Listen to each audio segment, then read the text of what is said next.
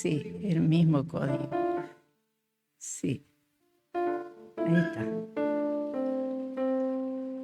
Listo. Gracias. Perdón. Bueno, hoy tenemos para compartir una enseñanza que ha tocado mucho mi vida. Ya hace, no en este año, varios años anteriores que yo siempre quería predicar y yo no sé por qué no lo hacía, ahora sé por qué.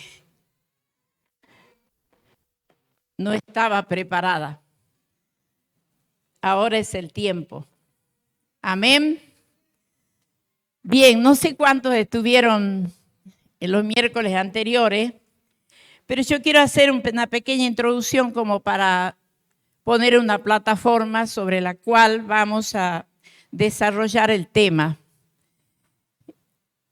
Hemos iniciado este estudio de la iglesia en el cielo porque es un estudio escatológico y la escatología no es fácil poder, ya lo dije la otra vez, porque no es claro lo que está para interpretarlo. Entonces hay diversas opiniones.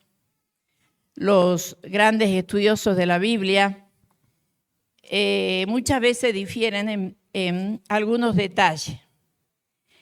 Pero haciendo un resumen, nosotros vimos y sabemos que es así, que Dios ha hecho un plan a lo largo de todos estos siglos. Y ese plan de Él se fue cumpliendo en cada etapa en la humanidad. Y estamos en el último tiempo.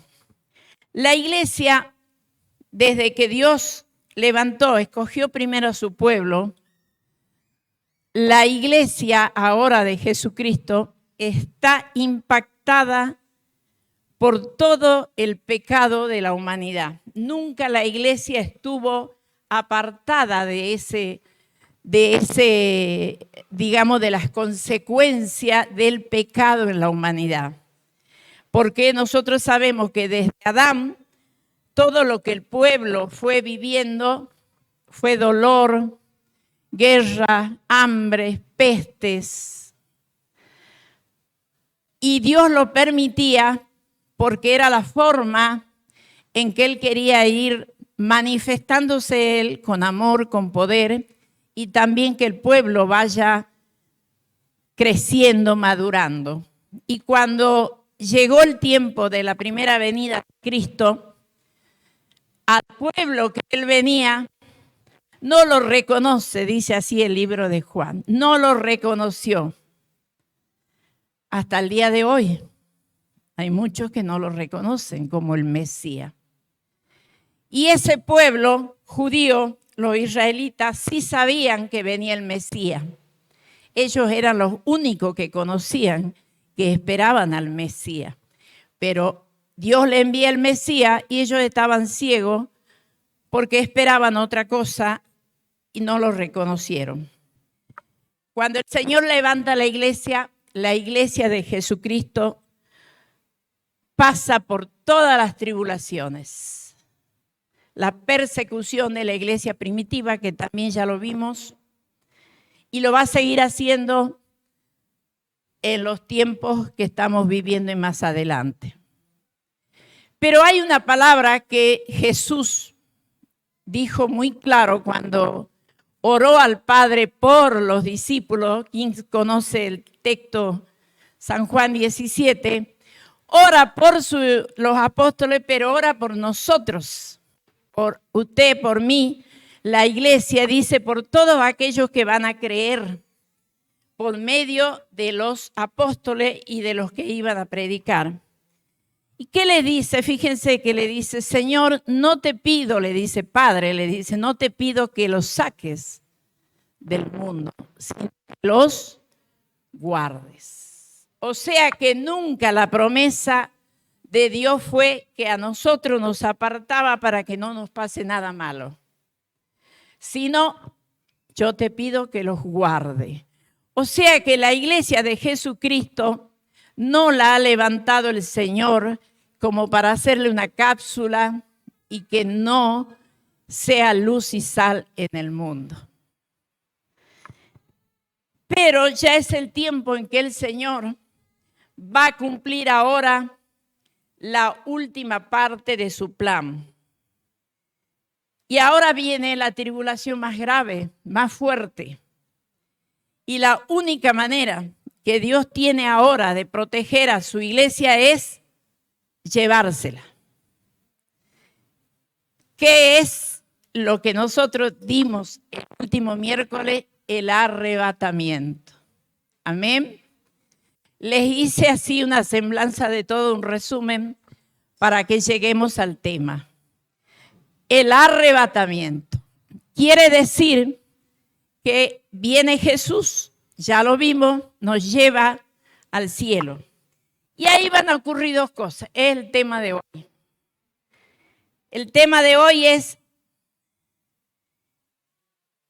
el primer juicio que va. Entonces, como no tenemos ahora, sí, dos juicios en el cielo, pero no tenemos una recta histórica, yo les hago para que quede clarito. Ya estamos en el cielo. Apocalipsis 4, ¿se acuerdan que leímos? Dice que la primera visión que ve Juan, las puertas abiertas, y lo lleva ahí y le dice, ahora mira, te voy a mostrar todo lo que va a suceder después. Mientras la tierra sí queda acá. Entonces yo hago una diferencia. La iglesia está en el cielo. ¿Qué va a pasar en el cielo? Va a haber dos grandes juicios.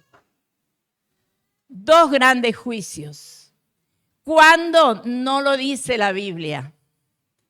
No tiene Dios por qué decirnos a nosotros todos los detalles de cómo Él va a llevar a cabo su plan. Hay evidencias bíblicas, pero nosotros no estamos haciendo un estudio de escatología profunda en un instituto, sí, donde lo podemos aprender. Dos grandes juicios. El primer juicio es el tribunal de Cristo. El segundo juicio va a ser el gran trono blanco. Entre medio va a haber otros eventos. Las bodas del Cordero. Después de las bodas del Cordero, del juicio del gran trono blanco, el milenio. Después del milenio, bueno, ya más allá, cuando el diablo es atado por 1000 años y después de eso, ya al último, el final, Jesucristo viene a la tierra a establecer su gobierno. Así a grandes rasgos. Mientras esto sucede en el cielo, ¿qué va a pasar en la tierra? Los que quedaron, los que no se fueron en el arrebatamiento. Coincidiendo el libro de Daniel con el Apocalipsis, no hay fecha precisa, si después meses, 6 meses, pero después que la iglesia es arrebatada, comienza el tiempo de la tribulación en la tierra. ¿Para quién? Para todos los que se quedan, los que no se van en el arrebatamiento. Y la tribulación, esa, según los estudios por Daniel, son aproximadamente 7 años, donde en esos 7 años se lo divide en dos, porque la primera mitad surge el anticristo y él es el que hace el pacto con Israel, pero después la otra mitad se levanta contra el mismo Israel y bueno, viene la tribulación, como dice, asoladora. Realmente, conociendo un poco a grandes rasgos esto, yo no me quiero quedar en la tierra. ¿Quién se quiere quedar? Yo después de haber estudiado y escudriñado tanto en estos días, me ha entrado una especie de algo emocional, por eso le dije, Señor, aquieta mis emociones, como que no sé si temblando, es un estado en que, porque nunca había conocido de lo que realmente va a ser después que la iglesia se vaya. Generalmente nosotros decimos, sí sabemos que después nos vamos al cielo, pero no sabemos lo que va a pasar. Entonces ahora vamos al tema. Vamos al cielo. Amén. La iglesia está en el cielo. Todos estamos en el cielo. Amén. Nadie se va a quedar de acá porque van a ir hasta los niños, los hijos de los creyentes, hasta los 12 o 13 años, niños. ¿Por qué? Porque es la edad en que el niño tiene ya conocimiento de lo que es el bien y el mal. ¿Sí? La Biblia dice que de los niños es el reino de los cielos. Pero pasada una edad, ya el niño, por eso generalmente nosotros los bautizamos pasados los 12 años, cuando ya toma su propia decisión. Y ya conoce y ya escucha la palabra, si los papás le enseñan la palabra. Amén. Bien, 2 juicios va a haber. Primer juicio, el gran tribunal de Cristo. Ese va a ser el primer juicio. Este juicio, como lo dice la palabra, es un juicio. ¿Para quién es? Para los creyentes. Jesucristo vino la primera vez, no como juez, dice la Biblia. Él dice, yo no vine a condenar. ¿Se acuerda de esa palabra? Vine a rescatar lo perdido. Ahora, ya, sin dejar de ser nuestro maestro, nuestro salvador, nuestro camino, nuestra verdad, sin dejar de ser el consolador y todo como nosotros lo conocemos, pero ahora Jesucristo se va a sentar en el trono como juez. ¿A quién va a juzgar? A nosotros. Porque los incrédulos, los no creyentes, todavía no subieron al cielo. Solamente está la iglesia. Y seguramente se está preguntando, ¿y por qué? ¿Cómo es que nos va a juzgar? No nos va a juzgar para ser condenados. Romanos 1, 12, 8:1 dice que el que está en Cristo ya no tiene ninguna condenación. ¿Estamos de acuerdo en esa palabra? Así dice. Ya no es para ser condenado, mis amados. El juicio del tribunal de Cristo es para darnos la recompensa. ¿Son lindas las recompensas o no? La recompensa es aquel galardón o premio que te dan porque lo que vos hiciste. ¿No es cierto? Sea bueno o sea malo, cuando uno participa en algún concurso o lo que sea, te dan un premio. Bien, vamos a buscar el fundamento bíblico. Hay mucho fundamento bíblico. Yo les seleccioné como para que podamos fundamentar su palabra. Vamos primeramente a 2 de Corintios 5:10. Ahí está. Yo me voy a poner cómoda con ustedes porque tengo que leer y buscar. 2 de Corintios 5:10. Porque es necesario que todos nosotros comparezcamos ante el tribunal de Cristo para que cada uno reciba según lo que haya hecho mientras estaba en el cuerpo, sea bueno o sea malo. ¿Sabían eso? Tremenda palabra y tan clarita que no hay necesidad de explicarla. El apóstol Pablo dice, es necesario que todos vamos a comparecer ante el tribunal de Cristo. ¿Para qué? para que cada uno reciba el galardón de acuerdo a lo que haya hecho mientras estaba en el cuerpo y mientras estábamos con vida en la tierra. Amén. En otras versiones le aclara que es personalmente. Usted no va a ir con su esposo o su esposa, ni va a ir con la pastora o el pastor para que lo defienda. Jesucristo va a estar sentado porque Él es el que nos va a juzgar. Apocalipsis 5. Después que el apóstol Juan lo lleva a Jesús a que vea todo lo que va a pasar, lo primero que él ve es ese trono. El gran trono donde está Dios sentado y Jesucristo al lado. Y están los ancianos, que son las tribus de Israel, los seres vivientes, pero está dispuesto para juzgar. Y saben, no lo quiero leer porque es largo, pero usted búsquelo en su casa, capítulo 5, y usted va a ver que empieza a describir el mismo Juan, que no había nadie quien abra el libro. Y él dice, yo lloraba. No encontraban a nadie para que abran ese libro de las memorias que tenía Dios para empezar a juzgar. Pero sí encontró a uno. ¿Quién era? Jesucristo. Es una palabra que yo creo que el que la lee no puede dejar de quebrantarse. Es tremendo porque como él dice que solamente Jesucristo podía abrir y leer. ¿Y qué encontró adentro en el libro? Ya ahí nos empieza a mostrar, porque dice el rollo y el cordero. Les leo solo eso, esa parte.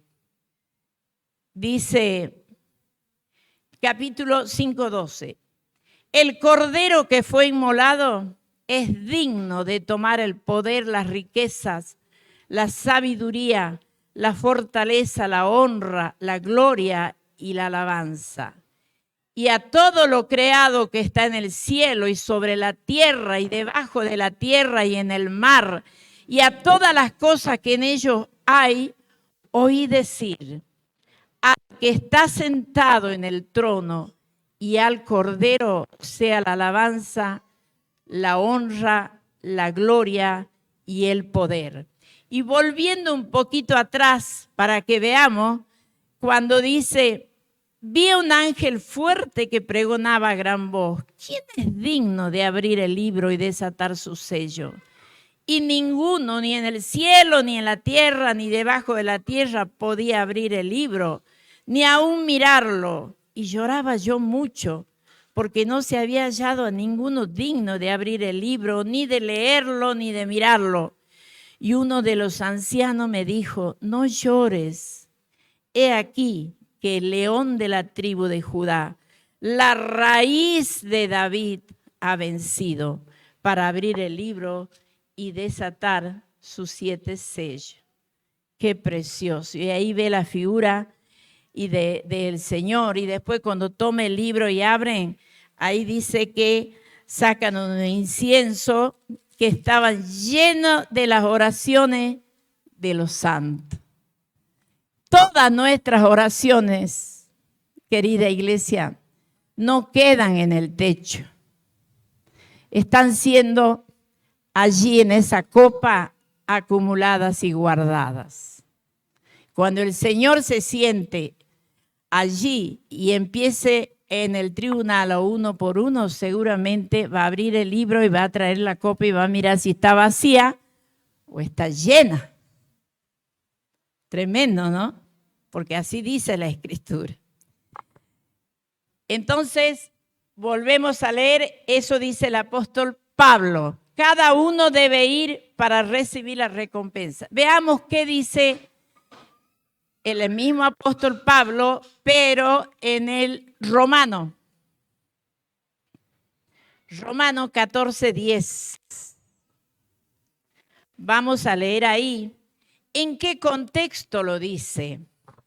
Fíjense que en esta parte el apóstol Pablo está hablando de los débiles en la fe y que muchas veces es juzgada o juzgado el hermano o la hermana porque no tiene la misma madurez que el resto. Entonces el apóstol dice, algunos comen esto, otros no, algunos hacen esto, otros no.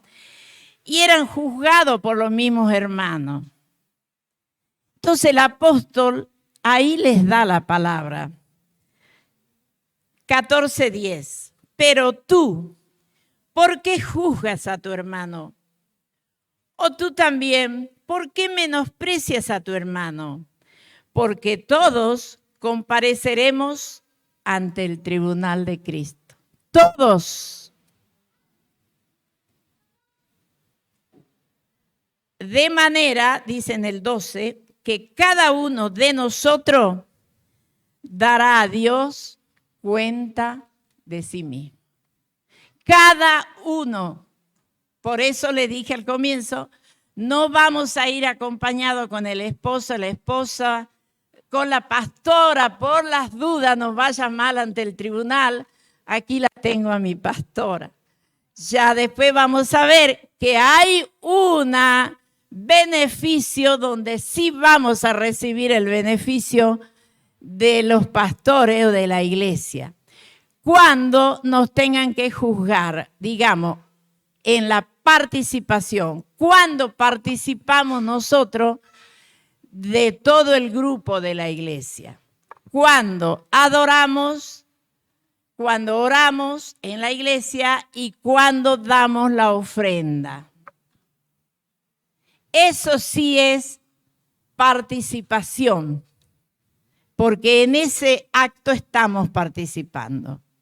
Vieron que el apóstol Pablo, no creo que es en Corintio, cuando él está hablando a Macedonia y esos pueblos para que den la ofrenda, le dice, yo no les digo que lo hagan por necesidad o por mí, sino ¿para qué? Para que abunden ustedes las bendiciones, porque el apóstol Pablo sí sabía que íbamos a ir al tribunal de Cristo para recibir la recompensa según nuestras obras. Acá hago la aclaración. La salvación no es por obra. La salvación es por fe. Pero, ahí viene, acá el Señor, ¿qué va a juzgar? Acá están aquellos que recibieron al Señor, que hicieron una promesa de fe y se quedaron allí. Vienen a la iglesia, reciben la palabra todos los domingos, la enseñanza y vamos engordando. ¿De qué? De la palabra. Pero después está el otro cristiano que sirve al Señor. Este tribunal va a juzgar el servicio que nosotros hacemos a Dios. Por eso dice la recompensa de las obras. Y el apóstol Pablo dice de que uno es el que riega, el otro es el que siembra. El crecimiento lo da el Señor, pero que cada uno mire cómo sobreedifica. Porque no vaya a ser que cuando llegue allá al tribunal de Cristo, dice, si la obra se quemare, va a tener pérdida. ¿Qué quiere decir? Que no va a tener recompensas, mérito. Ya no sabemos qué es lo que el Señor nos va a dar. Hay evidencia de la corona de vida, de la corona de justicia, pero no nos dice específicamente qué nos va a dar, qué nivel de recompensa. Pero dice el apóstol que se puede salvar uno como por fuego, pero si pierde toda su obra porque la hizo mal, ¿qué dice? Entonces va a tener pérdida, va a tener menos mérito. ¿Vamos entendiendo hasta ahí? Preciosa la palabra. Y ahora vamos a Apocalipsis, porque ya le di 3, ya hemos dado Corintios, Romanos. Ahora vamos a Apocalipsis 22. Estamos fundamentando de que el tribunal de Cristo es para recompensa. 22:12. Dice el Señor así, he aquí, yo vengo pronto y mi galardón conmigo para recompensar a cada uno según sea su obra. Amén. Lo dijo cuando le estaba dando la revelación al apóstol Juan. Él viene pronto y viene para traer la recompensa. Amén. ¿Estamos preparados? Porque ya Jesucristo viene pronto, decimos. En una iglesia primera que yo iba cuando nací, no sabía, yo en ese tiempo era nuevita, porque el pastor había escrito en toda la silla, en el respaldar de la silla, estaba escrito, Jesucristo viene pronto, ¿estás preparado? Decía. Entonces todo el que se sentaba no le quedaba otra que leer todos los días. Ahora entiendo. ¿Saben por qué, mis amados? ¿Por qué les dije que yo estuve así? Porque hay dos cosas importantísimas que a nosotros como cristianos y como iglesia lo tenemos que tener en cuenta, asumirlo con responsabilidad de tener temor. Una es la salvación. Si ya tenemos la salvación, ahora es el tribunal de Cristo. Porque ahí es donde vamos a tener el juicio y nos van a dar la recompensa de todo lo que hicimos en la tierra. Amén. Seguimos avanzando. ¿Cómo es? Hay por lo menos 7 enseñanzas que sacamos de esto.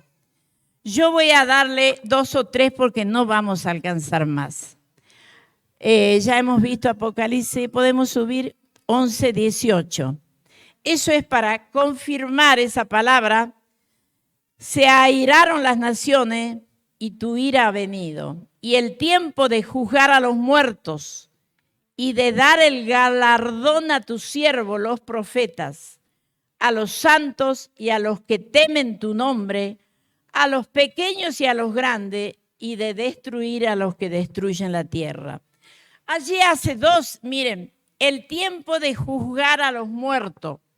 Porque en la primera resurrección que vimos ya en el arrebato, ¿quiénes dice que resucitan? Los que están en Cristo. No resucitan todavía los que murieron sin Cristo. Esos van a resucitar al final, después que pasemos todo este periodo. Por eso ahí dice que ya ha venido el tiempo, está hablando del futuro, de juzgar a los muertos y de dar el galardón a quien, a nosotros, que somos la iglesia. Amén. Bien, seguimos. ¿Cuáles son las enseñanzas que sacamos de acá? Es solamente el primer juicio, vuelvo a recalcar, es solamente para cristianos. Apocalipsis 20, 11, 12 y 15. Leamos lo que dice así, ahí. Vi, eso es lo que ve el apóstol Juan, un gran trono blanco y al que estaba sentado en él, de delante del cual huyeron la tierra y el cielo, y ningún lugar se encontró para ellos. Y vi a los muertos, grandes y pequeños, de pie ante Dios, y los libros fueron abiertos. Y otro libro fue abierto, el cual es el libro de la vida. Ese es en el tribunal de Cristo, para juzgarnos ¿a quién? A nosotros. Vuelvo a recalcar, ese juicio no es para condenación. ¿Estamos de acuerdo? Es para salvación, es que quede claro, ya somos salvos. Es solamente para recibir el galardón. Qué hermoso cuando te aplauda. Diga el Señor, bien, buen siervo, fiel, ¿no dice así? Si en lo poco fuiste fiel, en eso poquito que yo te di que hagas en la tierra, ahora te voy a poner en lo mucho. ¿Qué será que nos va a dar? Territorios, cosas para gobernar, pero no ya humanas en los cielos. Qué precioso. Fueron juzgados, ya lo leímos, ¿no? Fue el libro de la vida y fueron juzgados los muertos por las cosas que estaban escritas en los libros según sus obras. Y el que no se halló inscrito en el libro de la vida fue lanzado al lago de fuego. Este es un tema que yo todavía ya había tenido oportunidad de preguntar a algunos teólogos, pero el Señor no tiene por qué decirlo. Pero a mí me queda la duda. Bueno, mi mamá era creyente, toda mi familia, pero los abuelos, tíos que se fueron sin conocer al Señor, es como que me duele el corazón. Y yo creo que el Señor, Él conoce, Él es el único. Por eso dice, los que no están escritos en el libro de la vida. Vio que cuando hacemos que una persona, después de hablarle y voluntariamente, porque ya vamos a hablar de eso, recibe al Señor, no porque yo le diga, repite y no sabe qué está haciendo, sino en su corazón tiene que nacer eso porque ha creído. Yo siempre acostumbré después a orar y decir, Señor, escribe o inscribe su nombre en el libro de la vida.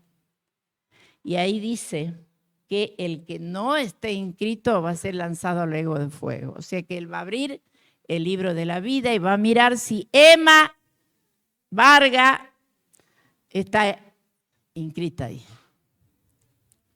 Y yo capaz que diga, pero Señor, si yo fui a la iglesia todos los domingos, yo enseñaba, yo hacía esto, iba a la cárcel, iba a cuidar a los ancianos, iba al hospital, iba de niño, de todo. Nada, mis amados. Él ya tiene todo anotado. Porque hay otra cosa que va a ver, que ya lo vamos a ver más adelante. Seguimos un poquito, seguimos en el otro tema. ¿Cuál es el otro? Primera de Pedro. No, esa ya la vimos. Que dice que no hay condenación para los hijos de Dios. Ahora vemos primera de Timoteo. No, primera de Timoteo la pasamos por alto. Vamos al otro, porque no quiero ahondar mucho. Primera de Pedro 4, 17, 18. ¿Podemos verlo allí? Primera de Pedro 4, 17, 18. Si ustedes lo tienen allí, lo buscan. Si no, lo anotan. Ahí está. Es tiempo de que el juicio comience por la casa de Dios. Otra confirmación, que no lo sabíamos. Siempre a veces uno dice, van a ser juzgados. Yo encontré una señora que había entrado un día a la carnicería y me acordaba ayer, le cuento el testimonio para que ustedes vean lo que es la sabiduría en el evangelismo. Tenemos que ser sabios, es un tema importante cuando vamos a evangelizar. Esta señora entró justo, yo estaba allí, y en la carnicería había una imagen grande de la Virgen de Urcupiña. ¿Por qué? Porque esa gente tenía esos ritos y creían. Entonces esta señora era del barrio y entró, y de pronto la siento que enojada le dice, ¿por qué tienen eso? Se van a ir al infierno porque Dios no... ¿Qué sabía la otra gente? ¿Cómo le veía predicar y decir, usted se va a ir al infierno porque tiene? Por supuesto que se van al infierno, pero nosotros tenemos que ser sabios. ¿Cómo le vamos a decir? Porque si usted empieza diciendo, te vas a ir al infierno, al esposo, al cuñado, a la suegra, al suegro, a quien sea, no, mis amados, hay que hablarle del amor de Dios, o sea, al revés. ¿No es cierto? Que Dios lo ama y de tanto lo ama que ha enviado a Jesucristo para que pueda ser salvo. Entonces dice, es tiempo que el juicio empiece por la casa de Dios. Y si primero comienza por nosotros, ¿cuál será el fin de aquellos que no obedecen al evangelio de Dios? Y si el justo con dificultad se salva, ¿en dónde aparecerá el impío y el pecador? Qué palabra tan clarita, mis amados. No hay ni siquiera necesidad de explicarla. Si nosotros nos salvamos con dificultad, ¿por qué? Porque alguien, como dijo el domingo pasado, no es fácil. Hay que caminar, primero pasar la puerta, que es Jesucristo. Pero después dice la Biblia, caminar, ¿qué camino? Angosto, estrecho. No es el camino espacioso donde usted tiene todas las cosas hermosas. Tremenda esta palabra. Si a nosotros nos cuesta, ¿para qué le queda para el impío y el pecador? Qué precioso esto que coincide con lo que leíamos recién en Romanos, que el apóstol Pablo enseña. ¿Por qué juzgas a tu hermano? Si todos vamos a pasar por el tribunal. Amén. Seguimos avanzando un poquito. Son las 10:10, creo que todavía estamos a tiempo. La recompensa ahora viene la parte más linda que me gusta. Es proporcional al servicio que usted haya hecho, a lo bueno o lo malo. Es proporcional. Qué tremendo esto. Quiere decir, ¿qué nivel vamos a recibir? Jesús le dijo, vamos a ir a Mateo. ¿Está Mateo ahí? Sí. Vamos a ir a Mateo, pero me estoy acordando de cuando el Señor dice, un vaso de agua que le den a uno de mis pequeños no va a perder la recompensa. Porque a veces decimos, solo le traje un vaso de agua. O le acerqué la silla para que se siente mi hermana o mi hermano. O lo llevé del brazo hasta la puerta. Y nos parece insignificante eso pequeñito. Pero para el Señor no, mis amados. Miren lo que dice Mateo. Acá tenemos el fundamento de que la recompensa que vamos a recibir es proporcional a lo que usted da. ¿Cuánto das? ¿Cuánto recibís? ¿Vieron que siempre enseñamos eso en la iglesia? Bien, pero ya no se asuste que cuando veamos el otro miércoles vamos a ver lo que tiene que ver con dar. Ahora nos quedamos allí. El que recibe a un profeta, por cuanto es profeta, recompensa de profeta recibirá. Y el que recibe a un justo, por cuanto es justo, recompensa de justo recibirá. Allí está hablando de que en la medida que usted dé, yo no sé cuál es la recompensa que el Señor le da a un profeta. No sé cuál es la recompensa. Pero yo me recuerdo y dije, ¿yo será eso, Señor? Porque no sé. Él dice, recompensa al que recibe a un profeta en su casa. Yo he recibido a misioneros en casa y sin conocer cuando era más joven, digamos, en el camino del Señor, sin que supieran los pastores ni nadie, yo le ofrendé a pastores que venían de afuera. Entonces me acercaba, le ponían un sobre y le daban. Y era el ministerio de pastores. Y cuando yo me iba a comprar el autito 0 kilómetros, que nunca había podido cuando estaba en actividad, el 0 kilómetros me lo compré cuando estaba jubilada. ¿No es una gloria para él? Y yo buscaba apropiado para que yo lo maneje y todo, pero yo digo que era inocente, yo ingenua. Y yo le dije al Señor, siempre escuchaba que pedían este auto hermoso, grande, todo lo demás en la familia. Y yo le dije, Señor, solo quiero un autito que yo lo pueda manejar para llevar a todos los pastores que vienen de afuera. Porque venían pastores a visitar a mi iglesia y mi pastor tenía un auto viejito. No tenían que llevarlo. Y miren mi deseo. Tener un auto y que yo lo maneje, que sea chico, para poder llevar a los pastores. Y saben, el Señor me dio, yo no voy a contar los detalles, porque realmente fue una bendición de Él, por eso le digo en jubilada.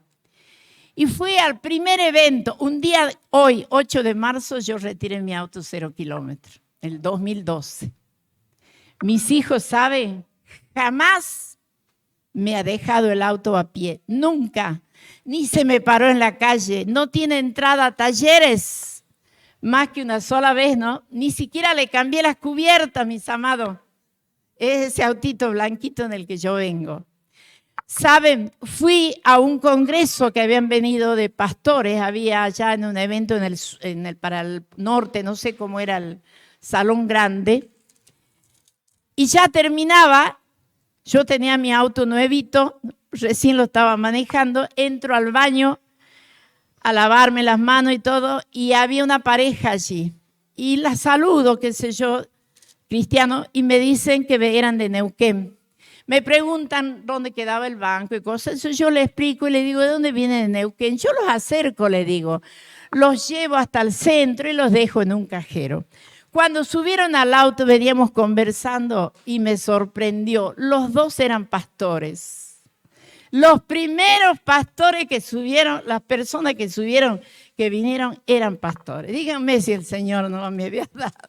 De ahí empecé realmente los pastores de la iglesia. Y lo más hermoso fue cuando vinieron misioneros, vino de misioneros que venían de la África, de todos esos lados, alojados en casa de pastores que no tenían auto. Entonces yo les dije, yo les voy a dar el auto, téngalo el tiempo que estén los pastores para que lo lleven y lo traigan.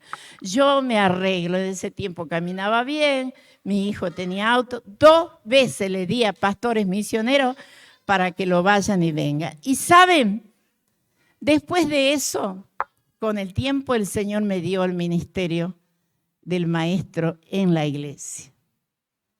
Ellos vinieron, los pastores, solo a decirme, hermana Emma, nosotros reconocemos en usted esto, y me dieron el ministerio, oraron por mí. Yo creo que Dios sí nos mira, está atento a lo que nosotros, con qué intención pedimos las cosas. Esa es la enseñanza. Pedimos porque yo quiero tener algo grande, lindo. Él va a juzgar todo. Y como dice que Él nos va a dar la recompensa de acuerdo a lo que diste, pasamos más arriba, otro más. Hay mucha palabra de esto. Dice, cualquiera que dé a uno de estos pequeñitos un vaso de agua fría solamente, por cuanto es discípulo, nosotros somos los pequeñitos, no somos grandes, somos pequeñitos delante de Él.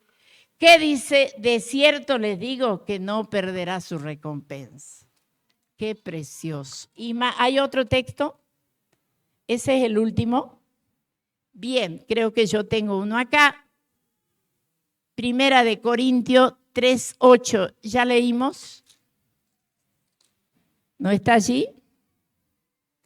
Primera de Corintios 3:8, quiero leer el último texto. Y ahí vamos a aclarar qué es la enseñanza que nos queda de acá. Valiosísima. Ahí está. Esa es la que él dice. He aquí, ese es Apocalipsis que ya lo leímos. Y el Corintio dice, el que planta y el que riega son una misma cosa. Qué tremendo esto.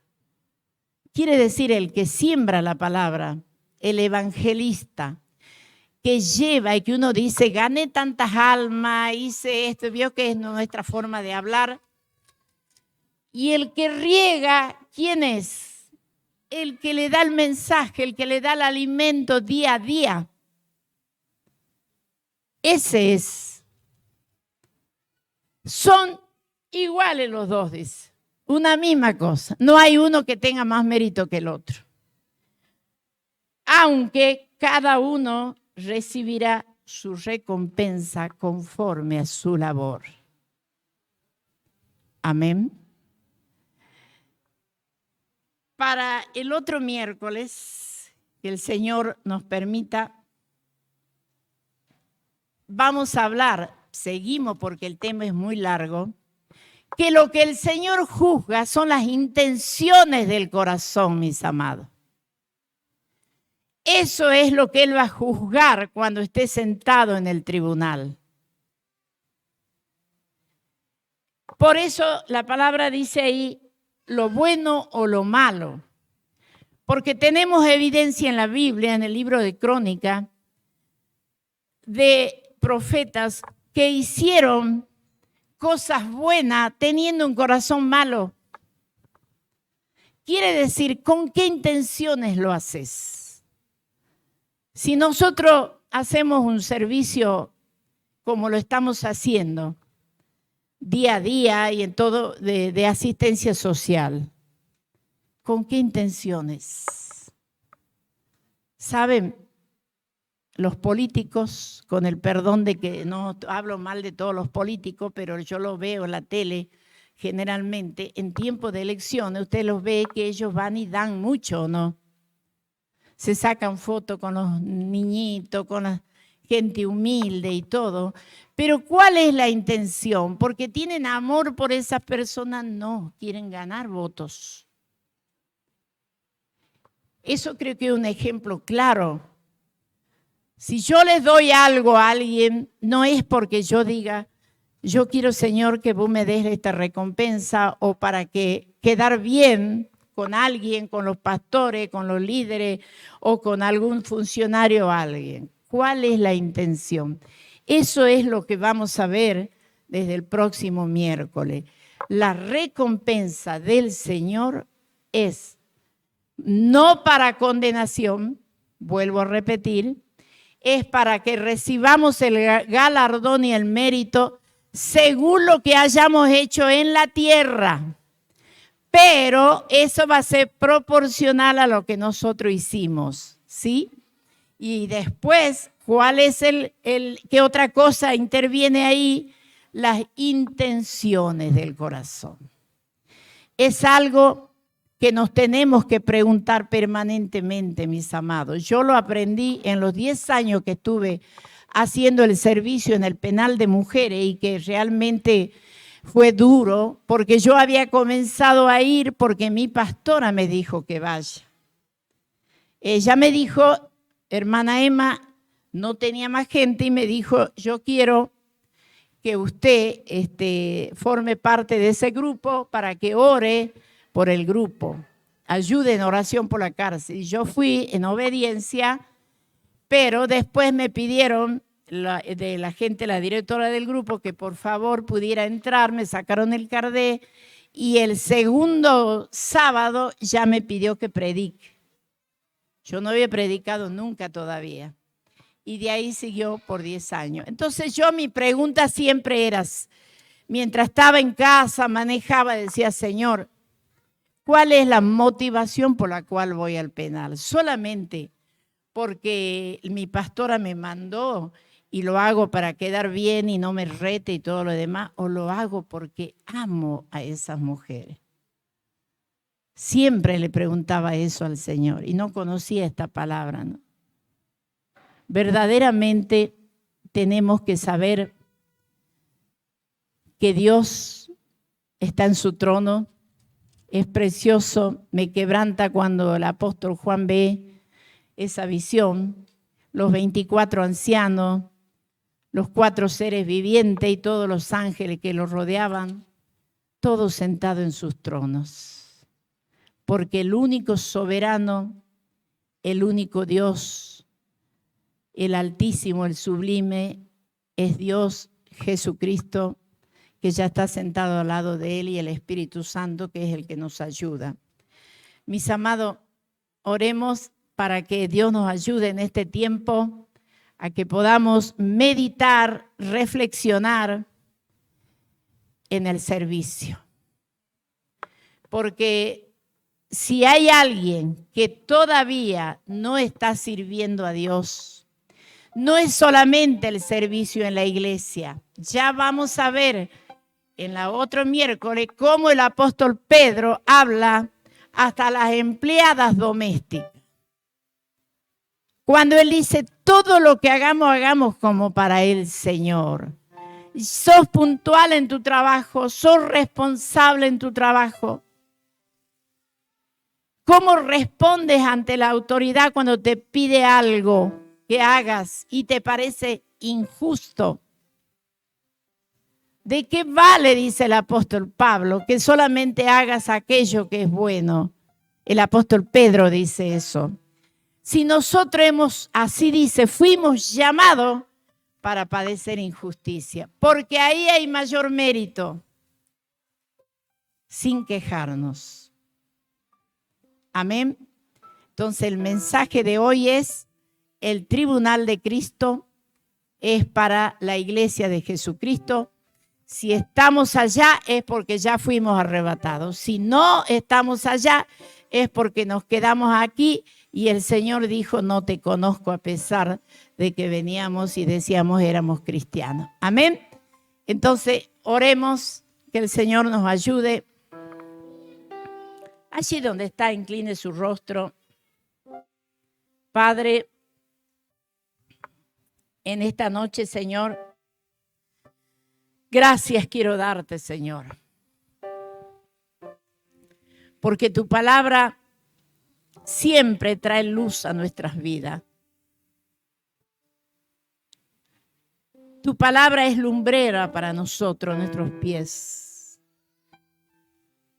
Y tu enseñanza es luz para nuestras vidas. Señor, si hasta aquí nos hemos equivocado, hemos errado en el camino, Señor, no hemos tenido las motivaciones puras, buenas, para servirte, yo te pido, Padre, que nos perdones. Y perdónanos también, Señor, por lo que dejamos de hacer, sabiendo que teníamos que hacerlo. Porque no te servimos, Señor, sabiendo que cuando te servimos a ti, estamos honrándote, Señor. Padre, queremos llegar a ese tribunal y poder compartir contigo el gozo del siervo fiel. Y que nos digas: siervo fiel, si en lo poco fuiste fiel, en lo mucho te pondré. Ayúdanos, Señor, porque tú nos diste talentos, dones, pero muchas veces lo escondimos. No lo hicimos crecer, no lo hicimos producir. Pero ahora, Padre, que conocemos tu palabra, ya no tenemos excusa. No hay excusas delante de ti, Señor, porque la misma palabra nos juzgará. Por eso te pido, Señor, que en esta noche tu Espíritu Santo selle en cada uno de nosotros esta palabra que hemos escuchado, para que el corazón, como tierra fértil, dé fruto, Señor, al 100%, Padre. Yo te pido al 100%, porque estamos ya a las vísperas de la venida de Jesucristo. Padre amado, toda la gloria, la honra, Señor, y el honor, el poder es para ti. Te amamos, Señor. Gracias por esta palabra, Padre, por esta enseñanza, porque nos has edificado, Señor. Nos vamos gozosos, sabiendo que aún estamos aquí en la tierra. Y si estuvimos equivocados en el camino, aún hay tiempo, Señor, para volver en amistad contigo. Padre amado, acompáñanos, Señor, en este peregrinar de cada día. En el nombre de Jesús, bendice a tu pueblo, Señor. Bendice a cada familia que está en este lugar, Señor. Y que tu gracia, tu favor esté sobre cada uno de nosotros. En el nombre de Jesús. Amén y amén. Dele un aplauso al Señor.